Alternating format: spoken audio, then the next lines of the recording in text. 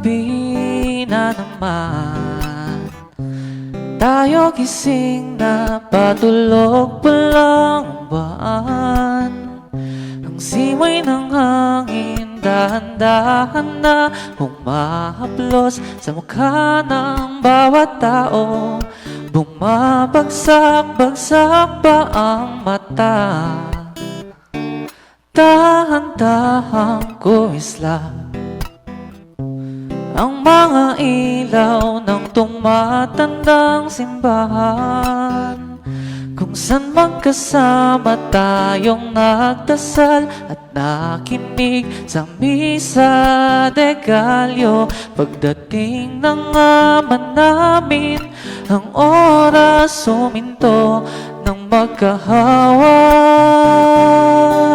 Ang ating mga kamay umawit mga ulap at sabay nagsiawit ang mga anghel sa langit. At ng unang gabi ng Pasko'y sumapit,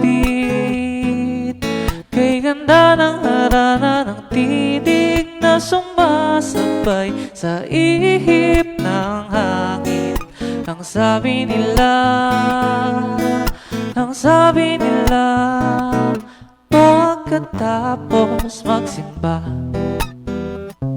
habang hinahatid kita sa iyong tahanan, parang walang katapusan ang ating kwentuhan tungkol sa mga buhay ng isa't isa. Ako'y nahalina ng maparaan,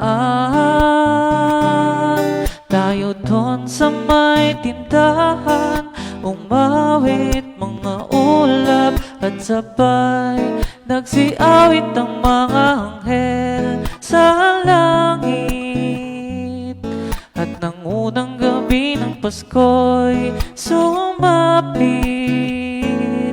kay ganda ng harana ng tinig na sumasabay sa ihip ng hangin.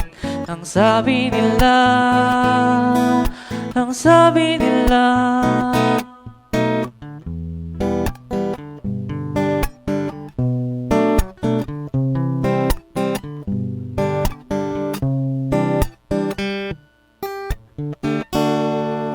natapos din ang siyam na araw ng simbang gabi. Ang sabi ko sa sarili, baka ito ng huli.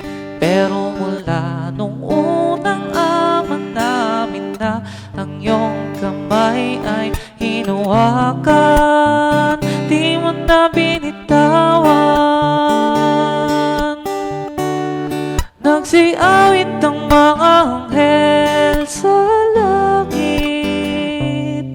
at ang unang gabi ng Pasko'y sumapit, kay ganda ng harana ng tinig na sumasabay sa ihip ng hangin. Ang sabi nila, oh, ang sabi nila, bilhan mo na siya ng bibingka, dahil ikaw na ang aking tadhana. Bilhan mo na siya ng bibingka, dahil ikaw na ang aking tadhana.